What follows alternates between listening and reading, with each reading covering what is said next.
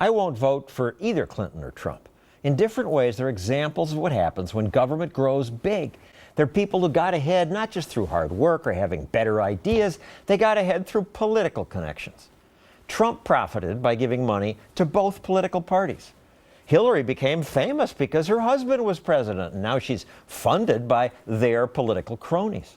Mark Meckler started a group called Citizens for Self-Governance that will, well, Mark, I'll let you explain it. Sure. Well, I think we have an extraordinary situation in our presidential politics today. We have crony capitalism from both sides of the table represented. You have Donald Trump that paid money into the system. He admits that he gave money to politicians from both parties to get the things that he needed to profit in business. Invited Hillary to his wedding. Absolutely. Doing political favors. That's what he admits that he was getting for those invitations and that money. And the other side of the table, you have Hillary and Bill Clinton, who've literally made hundreds of millions of dollars by doing favors for people within the political system. The Clinton Foundation, talk about that. What it appears that it actually was. It has more, $2 billion. $2 billion, money from countries around the world, that money coming in while Hillary Clinton was Secretary of State. It appears countries got favorable treatment. This is the ultimate political slush fund is what it actually was. I mean, one example, the Swedish company Ericsson was in trouble with the State Department for selling equipment to Iran. Then they paid Bill $750,000 for a 20-minute speech. His usual fee was below $200,000. 7 days later, the State Department took the sanctions against Ericsson away. Now, you can't prove it's corruption. This is where the Clintons have been so good for decades in American politics, skirting the law. The law applies to little people. The law doesn't really apply to them. We just saw this in her email scandal, right? It was laid out by Comey, Director Comey. She violated every facet of that law you could possibly violate, but no prosecution. What the FBI director said about her is pretty damning. Here's part of a recent TV clip illustrating that. I did not email any classified material to anyone. There is no classified material. 110 emails in 52 email chains have been determined by the owning agency to contain classified information at the time they were sent or received. I provided all my emails that could possibly be work-related. Several thousand work-related emails that were not among the group of 30,000 emails returned by Secretary Clinton. I thought using one device would be simpler. She also used numerous mobile devices to send and to read email. And so on. She just makes it up, but she gets away with it. Lie, deny, delay, obfuscate, and eventually the scandal goes away. She uses the political system to grant favors to her friends that then grant favors in return. She's become rich off of politics. But as you point out, so does Donald Trump. Again, the flip side of the same coin. He's a patron of the crony capitalist system. He openly admits he's paid into that system in exchange for access and favors. It's very sad that this is what the American presidential election has come to today. New York Magazine ran a headline, "Trump most corrupt politician ever." I don't think that's fair, and the article didn't back it up. But he's been paying off politicians, or you could say making contributions, for a long time, since 1989, around $1.4 million. The top recipients were 6 Democrats, just 4 Republicans. Charlie Rangel, who was censured by the House last year, received the most Trump money. Harry Reid got Trump money. And in return, he gets what? Influence over the decisions they make, the legislation they push, the way he gets treated in the tax code or his companies get treated in the tax code. And again, but I think there's a major difference. The difference is he openly admits this, and he says that was refreshing. It is refreshing, but he says he's going to go after that system. Hillary Clinton, on the other hand, doesn't admit that it's going on, doesn't say she's going to change any of that. She's going to continue the status quo. Will he? It's hard to say, but he at least says he's going to attack. I'd like to believe that.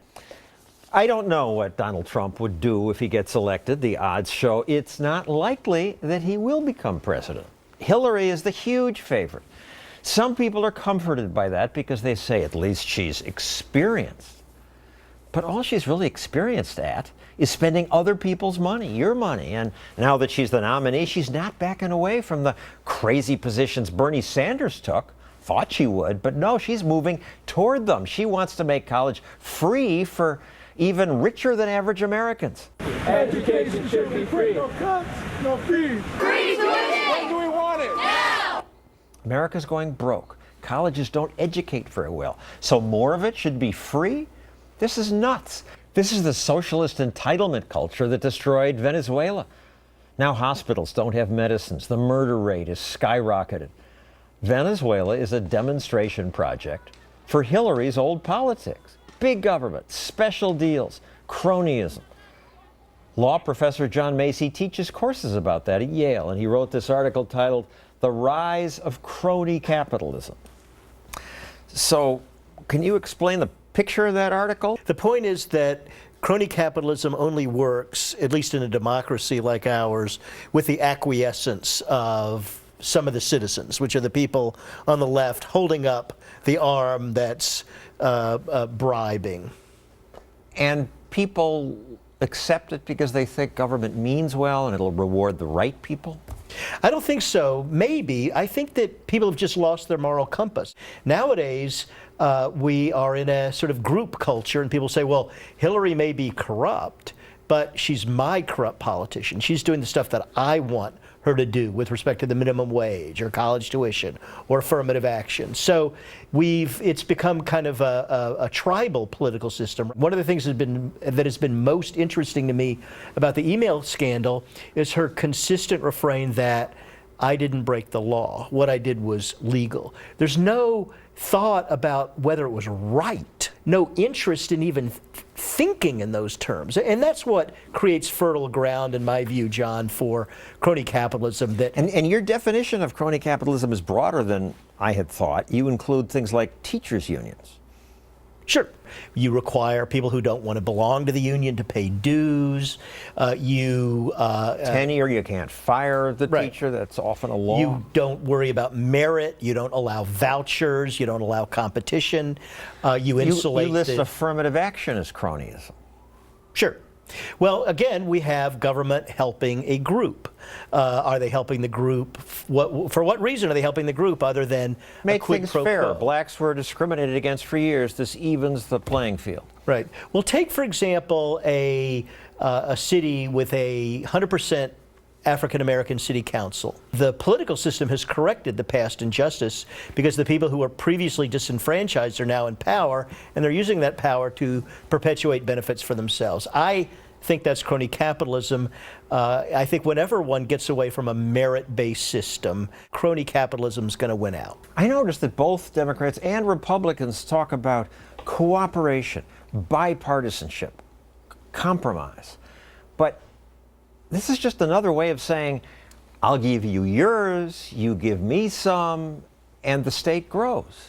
I agree. They're all in the game together, and it was never intended to be this way. You know, it was supposed to be very difficult to get things done in Congress, and there are people who will complain about gridlock in Washington, D.C. The founders intended there to be gridlock in Washington, D.C. They never intended for them to be passing hundreds of laws and spending billions of dollars. The problem is too much cooperation. There's a single game going on in Washington, D.C.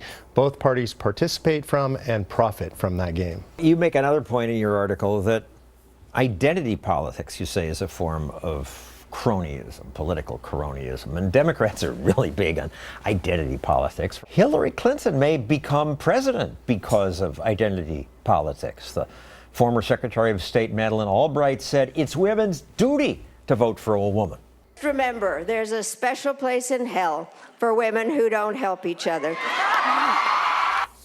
That's Hillary on the left doubling over with laughter. Then in this speech, Hillary rejects that idea, but then supports it. Clearly, I'm not asking people to vote for me simply because I'm a woman. I'm asking people to vote for me on the merits. And I think one of the merits is I am a woman, and I can bring those views and perspectives to the White House. So what's wrong with that? She's going to bring women's perspectives. Well, I think we're talking about the most powerful leadership position in the world, and I'm looking for somebody who's qualified and competent. But we get more cronyism. We do get more cronyism, and I think we get more because in our system today, it's profitable. Look, there's an incredible return on investment for businesses to lobby the government. The fundamental problem isn't that they're lobbying the government. The fundamental problem is that government is so large and has so much influence over business and our personal lives that it's actually worthwhile to spend the money to influence government.